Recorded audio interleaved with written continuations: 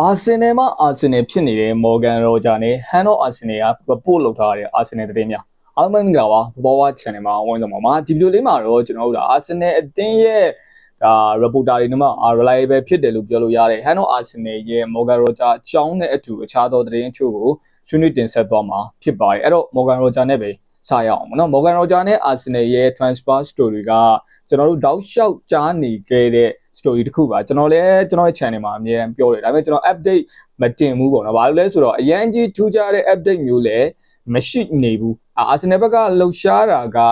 ဒီ Andrea Bata ရဲ့ပုံစံအတိုင်းပေါ့နော်သူတို့အရင်နှစ်ကဒါ Yorkra ရဲ့အပြောင်းအရွှေ့မှာလှုပ်ရှားခဲ့တယ်လို့ပဲကစားသမားကိုအရင်ဆုံးသူတို့က personal agreement ရအောင်ယူမယ်ကစားသမားကိုကိုမကိုဖြစ်အောင်သူတို့အရင်လုပ်မယ်ပြီးမှဒီ club အသင်းတွေနဲ့ကိုတောက်လျှောက်စကားပြောတဲ့ပုံစံပေါ့နော်ကိုဘက်ကကစားသမားကိုကိုမကိုဖြစ်အောင်လုပ်ပြီးမှစကားပြောတဲ့ပုံစံကိုအာဆင်နယ်က Andrea Bata ကချင်းကက်လေးရှိတယ်ဒီပုံစံအတိုင်းပဲဒီနေရာဒီမှာလည်းအာဆင်နယ်ကလှုပ်ရှားဖို့ရှိတဲ့အချိန်အမှန်တမ်းပြောရင်မော်ဂန်ရောဂျာနဲ့ပတ်သက်ပြီးတော့အများကြီးထူးခြားတဲ့ update မျိုးရှိမနေဘူးပေါ့နော်အဲဒီတစ်ခါမှာတော့ Morgan Roger နဲ့ပတ်သက်ပြီးတော့တချို့သော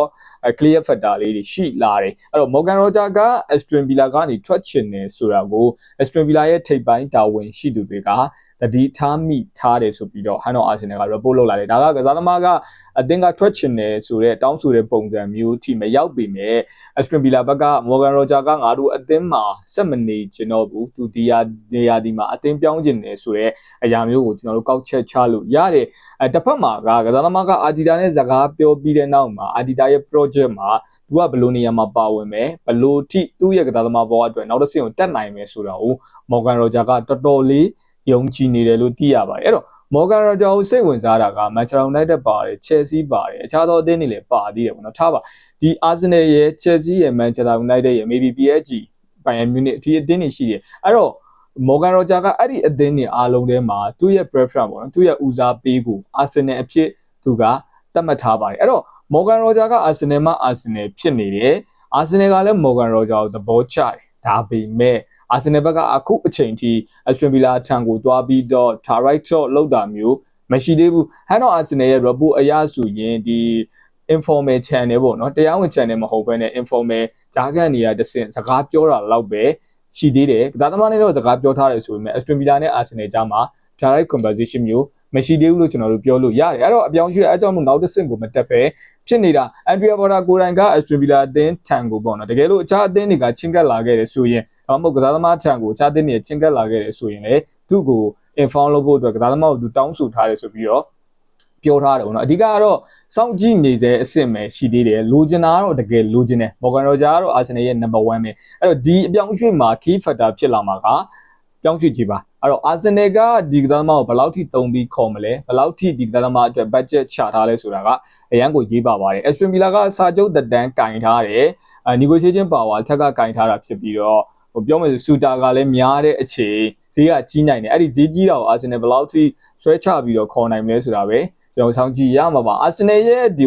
midfielder market ကိုလည်းကျွန်တော်တစ်ချက်ကြည့်ရအောင်ပေါ့နော်ဟန်တော့ Arsenal report အရာဘူအာဒီကျွန်တော်တို့ဒါမာနူခိုနေအပါအဝင်တစ်ဖက်မှာကျွန်တော်တို့ဒါလာဆင်းတို့တခြားသောကစားသမားများစွာကို Arsenal ကစောင့်ကြည့်နေတယ်လို့ပြောတယ် Fazio Romano ကတော့ဒီ Roma ကွင်းလယ်လူခိုနေနဲ့ပတ်သက်ပြီးတော့ report တွေကိုညင်းထားတယ် Arsenal ရဲ့ဒီ midfielder ထဲမှာ Tonali ရှိတယ်အခုကျွန်တော်တို့ဒါ Alex Scott ရှိမယ်အခုပေါ့နော်ကျွန်တော်တို့ဒါတောက်လျှောက်ကြည့်နေတဲ့ပူအာဒီယိုဘာလို့ရှိမယ်အဲ့တော့ဒီကစားသမားတွေက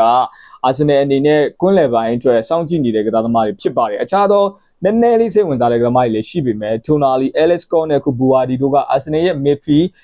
priority ထဲမှာထိပ်ဆုံးကရှိနေတယ်လို့ပြောလို့ရတယ်ဟန်တော့အာဆင်နယ်ကတော့နောက်ရက်ပိုင်းမှာဘူအာဒီအတွက်ပေါ့နော်ဘူအာဒီကိုအာဆင်နယ်ကရွေးချယ်သွားမယ်ဆိုပြီးတော့ယူဆနေတာမျိုးလည်းရှိတယ်ဘာကြောင့်လဲဆိုရင်အာဆင်နယ်ကဒီ star ပေါ့နော်ဒီ starting 11ထဲမှာကစားနိုင်မဲ့စူပီမန်ရှိတယ် Declan Rice ရှိတယ်ဆိုတဲ့အချိန်သူတို့ကခေါ်မဲ့ကစားသမားက squad player ဖြစ်ရမယ်ပြီးရင် position မြင့်ရမယ်ဟိုဒီအရန်ခုန်တန်းမှာပေါ့နော်ဒါ rotation လုပ်ပြီးသုံးမဲ့ပုံစံမျိုးအခု Adida ကြီးပဲထားတာက Lewis Kelly ရှိမယ် Zubimendi ရှိမယ် Declan Rice ရှိမယ်အဲ့ဒီနောက်မှာခေါ်မဲ့တစ်ယောက်ပေါ့အဲ့ဒီပုံစံမျိုးနဲ့သူကအဲ့ဒီ၄ယောက်ကို rotation လုပ်ပြီးတော့ midfield မှာသုံးကျင်တဲ့ပုံစံမျိုးဖြစ်ပါတယ်ဒါအဲ့တော့ခွင့်လန် market ပါနောက်တန်းကိုကျွန်တော်တို့ကြည့်မယ်ဆိုရင်ဒီဆယ်ရာဘီကိုကပေါ့နော်ညာချမ်းမင်ကွာဇာနဲ့ပေါ့နော်စကာမင်ကွာဇာနဲ့တင်းနည်းနည်းလေးထွက်လာတယ်ဒါပေမဲ့ကျွန်တော်ဆိုချကတော့အရင်မခိုင်လို့အများကြီးမပြောလို့ပြီမဲ့ဘန်ဝိုက်ထွက်မယ်ဆိုရင်အာဆင်နယ်ကညာချမ်းမှာလီဘရာမန်တိုကအရန်ဈေးကြီးတယ်ဒါအပြင်နျူကာဆယ်က ဂေါ်ဒန်ကိုရောင်းလိုက်တယ်ထူနာလီကိုစပါးကိုသူတို့ရောင်းနိုင်ခဲ့မယ်ဆိုရင်အခြားသောကစားသမားတွေကိုရောင်းဖို့သူတို့မှာ PR နေပါလိမ့်မယ်အဲ့ဒီအချိန်ကျရင်လီဗရာမန်တူတို့လူဟော်တို့အပြောင်းရွှေ့တွေမှာနျူကာဆယ်ကဈေးကစားတာကိုကောင်းကောင်းလုပ်နိုင်တယ်ပေါ့နော်အဲ့ဒီအနေထားကြောင့်တခြားသောပြစ်မှတ်တွေပေါ်ထွက်လာတယ်လို့ကျွန်တော်ကတော့ထင်တယ်ဒီမင်ကွာဇာကအာဆင်နယ်စိတ်ဝင်စားနေတဲ့ထင်မှာပါတယ်ဆိုပြီးတော့ဖော်ပြလာတဲ့ဒီအန်ဒိုဒေါဇက်ကိုယူရိုတန်နဲ့25တန်းနဲ့ရောင်းမဲ့အချိန်ဘီရှီတန်နဲ့ကာလာတာဆာရီလေးလိုတူတီကီကလပ်တွေကတောက်လျှောက်စိတ်ဝင်စားနေတဲ့ပုံမောက်ကလေတဲ့တင်းနဲ့ဆက်တယ်အဲ့တော့ထားပါနောက်ကြပေါ့နော်ကျွန်တော်တို့ဒါနယ်စင်နဲ့ဖာဘီယိုဘီယေရာတို့ကိုအာဆင်နယ်ဘက်ကလာမဲ့ပတ်တီတွင်းမှာပဲရောင်းချခြင်းနဲ့ဒါနယ်စင်ကလည်းအငှားသွားကစားတယ်ပြီးတော့ကျွန်တော်တို့ဖာဘီယိုဘီယေရာကလည်းအငှားကစားတဲ့အချိန်ဒီကစားသမားတွေကိုအာဆင်နယ်ကတင်ယူရဒီမှာတော့အပိသက်ရောင်းဖို့ပြင်ဆင်နေပါတယ်အန်ဒရီယာဘာတာကအာတီတာလိုချင်တဲ့ကစားသမားတွေကိုအသင်းမှာထပ်ထည့်နိုင်ဖို့အတွက်အသင်းမှာရှိတဲ့တချို့ကစားသမားတွေကိုရောင်းထုတ်ပြီးတော့ space fan တီးဖို့ကြိုးစားနေပါတယ်ပြောမယ်ဆိုရင်တော့ squad ထဲမှာအထွက်မရှိဘဲနဲ့အဝင်တွေထပ်ပေါင်းထည့်လိုက်ရင် squad over full ဖြစ်သွားတာပဲရှိမယ်ဗျအဲ့တော့အထွက်ကိုလည်းအန်ဒရီယာဘာတာဘက်ကအများကြီးစီစဉ်နေတယ်လို့ကြည့်ရပါတယ်အားလုံးပဲဒါကတော့ Arsenal တင်းနေပါအခြေစုံအများကြီးဒီမှာကျွန်တော်ကောင်းနေ follow လုပ်ခဲ့ပါအောင်နောက်ထပ်ဗီဒီယိုမှာပြန်တွေ့ကြပါမယ် good luck ပါ